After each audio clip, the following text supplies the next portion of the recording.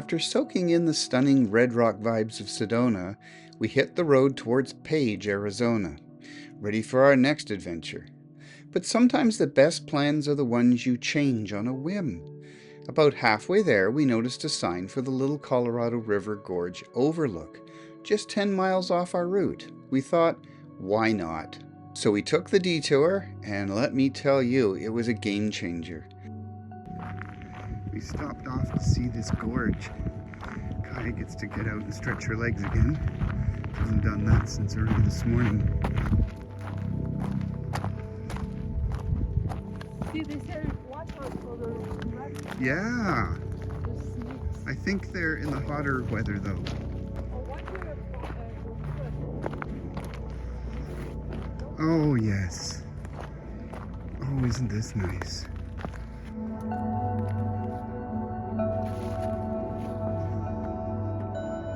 Oh yes.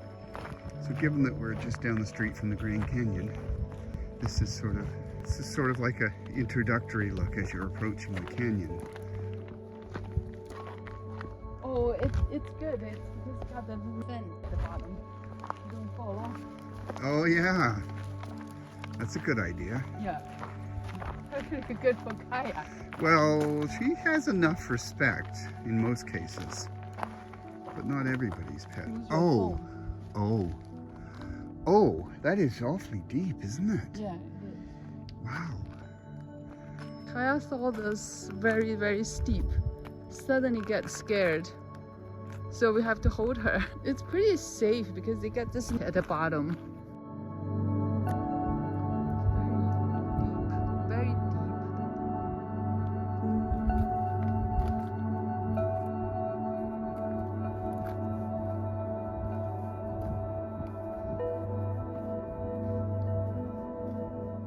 Standing at the edge of that rugged gorge, with the river carving its way below, we couldn't believe we almost missed it. The views were absolutely unreal. Wow.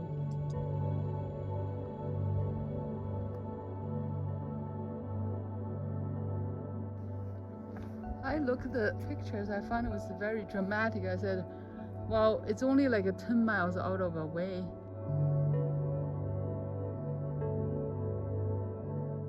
Kaya's going back. This is very dramatic, which is the exact words Jenny used when she described why she thought we should stop here. And it's not that far out of our way.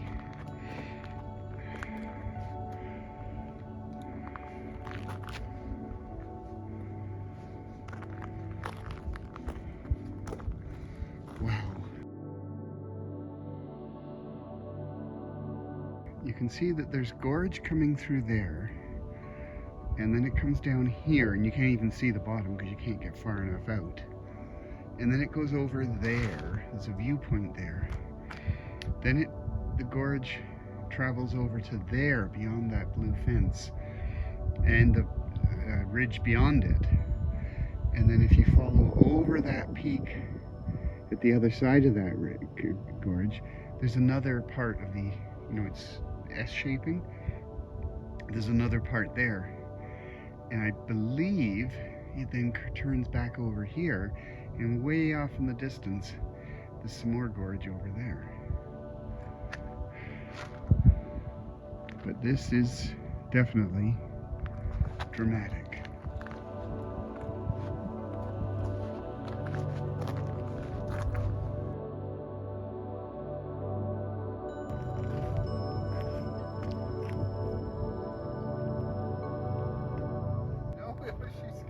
Kaya's not scared right now. That's just a momentary thing.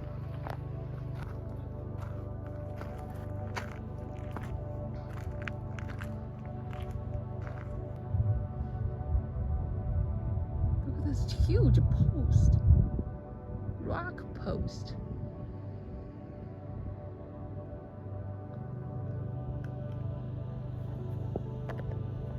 That night, we kept the adventure going and parked Little Gray on BLM land. So tonight we're gonna spend time here.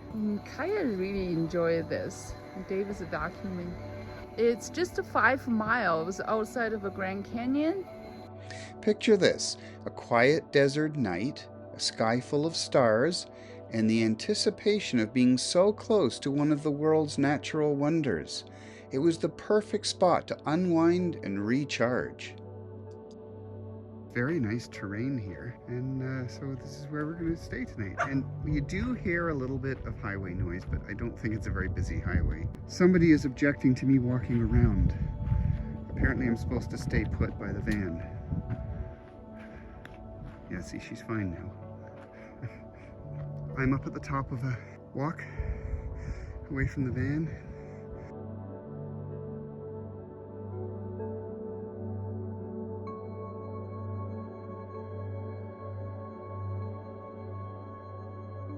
Very nice trees here, though. I just found a spine in a cactus bush. What did you find, Kaya? You didn't kill that. What do you do with it? Hey, what do you do with it? You want to take it home? That's quite something, isn't it? Yeah. It's Grand Canyon. We got snow here.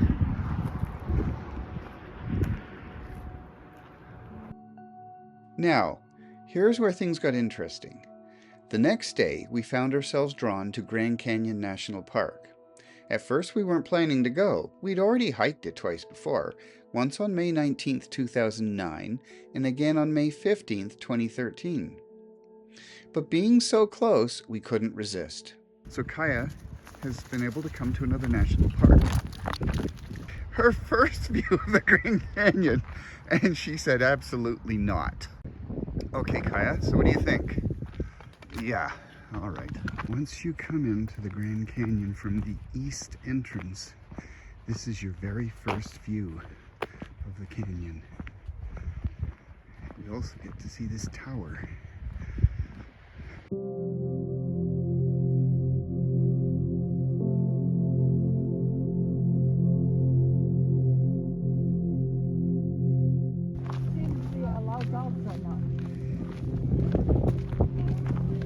Okay, there's the sign on the back of the door. Oh, yeah. No.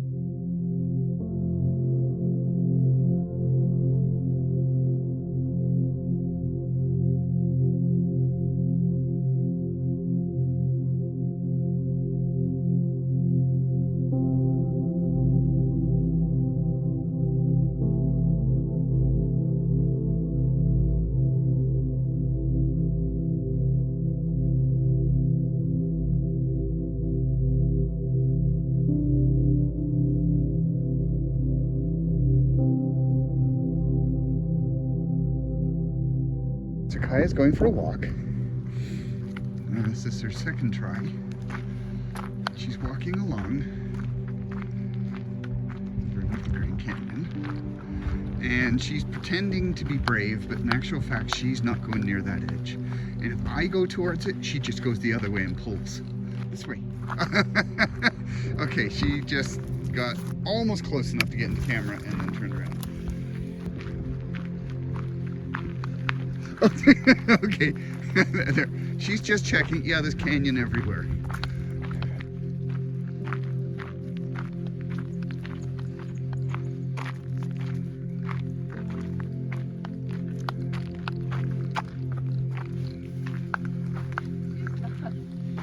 So Kaya's going all along here, checking everything, and to her disgust, everywhere she goes near the edge, there's canyon. Oh, Kaya had to be carried. Okay, so she suddenly got very scared. Yeah. Well, she was doing very well a few minutes ago. No, she doesn't want to go to the edge.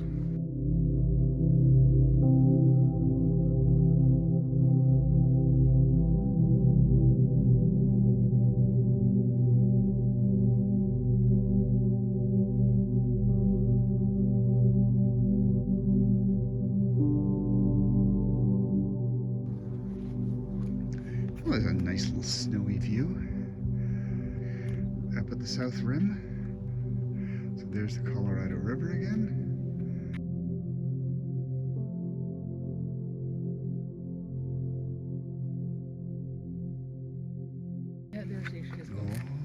surveying the rim of the Grand Canyon. Yeah, as she was looking. What smart thing is she thinking? The snow.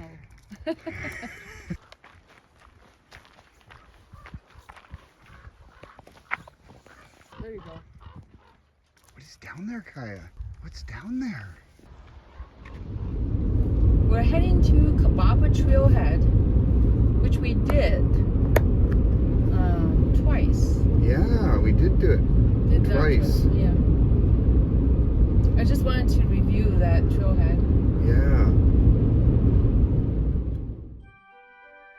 Back on May 19th, 2009, we were total newbies when it came to booking national parks. We flew to LA, rented a car, and loaded up our backcountry gear, thinking we were ready to tackle the Grand Canyon. We stayed at a hotel the first night, and the next morning, we rolled up to the ranger office around 9 a.m. expecting to grab a campsite at the bottom. But the ranger just shook his head and said, "You don't have a reservation, and the few spots left were gone hours ago."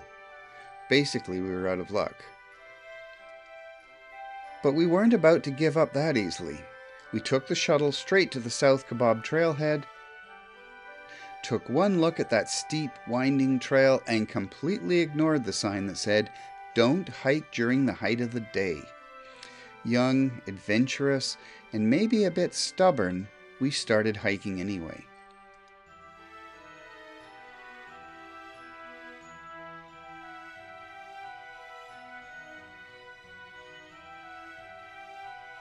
At first it was amazing. Every switchback gave a new jaw-dropping view of the canyon. We were continually excited to see what was around the next turn.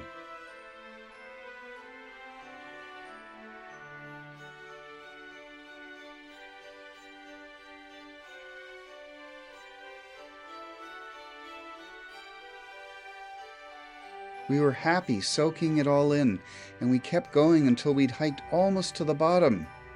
But then reality hit. We had to turn back or to be stuck down there in the dark, and we were halfway through our water.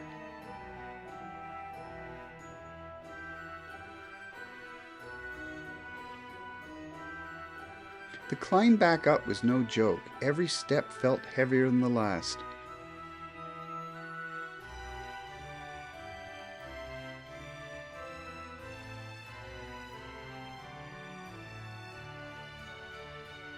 When we were nearly at the top, we took a quick look back to see a vulture hovering just beyond the most recent turn.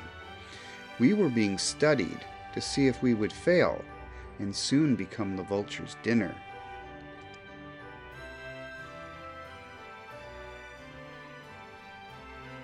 By the time we dragged ourselves back up to the top, we were completely exhausted. But you know what? That crazy, unplanned adventure, pushing ourselves despite the odds, turned into one of our best stories.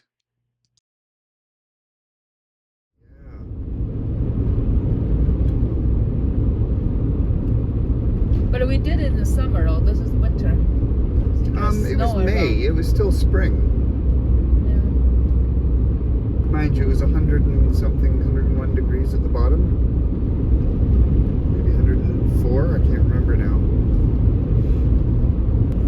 You see the snow. Yeah.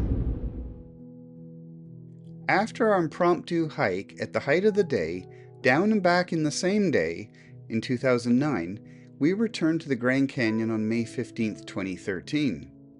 This time with experience under our belts. We'd booked our campsite at the bottom 6 months in advance, ensuring everything was set. With our permits ready, we hit the South Kaibab Trail early in the morning, dodging the heat and marveling at the incredible views as we hiked all the way down to the canyon floor.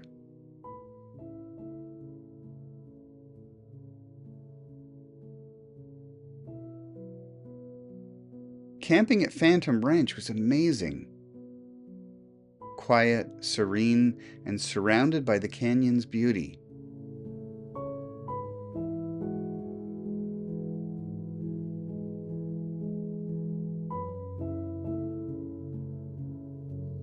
The next day, we switched things up for the climb back, choosing the Bright Angel Trail instead of South Kaibab.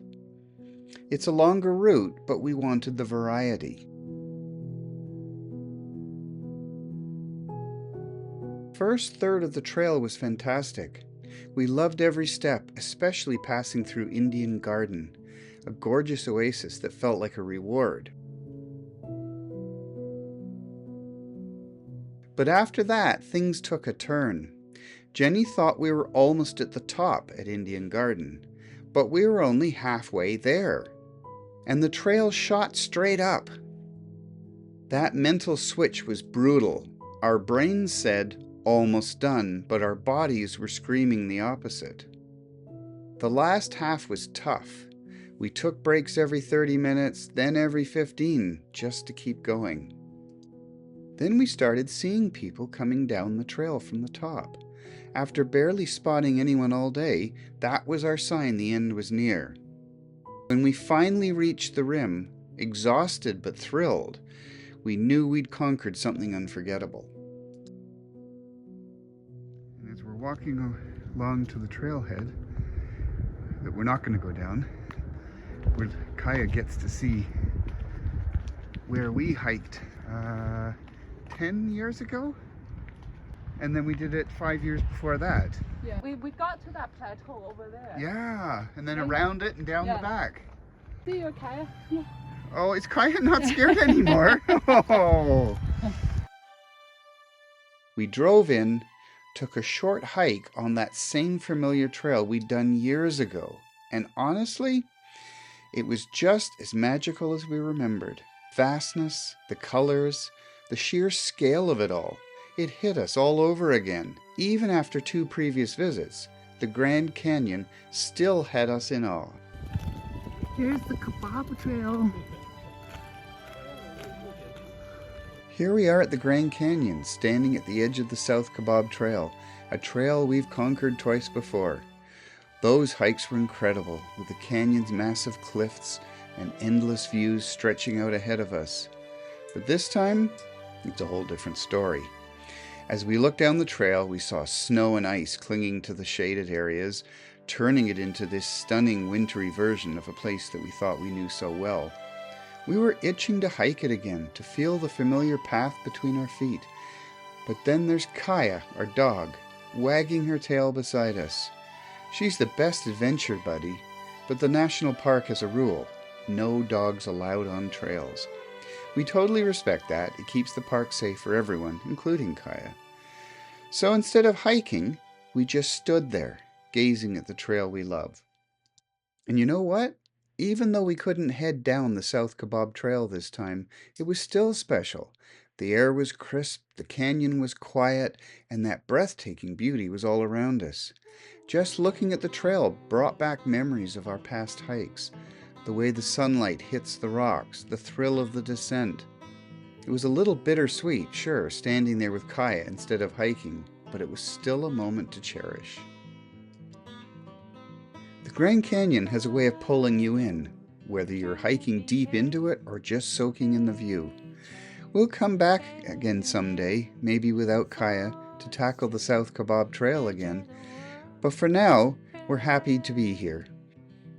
Looking back, this trip was full of surprises. From that spontaneous stop at the Little Colorado River Gorge overlook, to camping under the stars and revisiting the Grand Canyon, every moment was a blast. We had such a great time exploring Arizona's wild beauty, and it just goes to show, sometimes the detours make the best stories. To the edge. Yeah, she goes and has a little look over the edge and decides what it's worth getting to down there. She got surprised when she first see snow. Yeah. No, she's not going with you. It's very steep here. Yes. Yeah, look at But that. it's beautifully lit.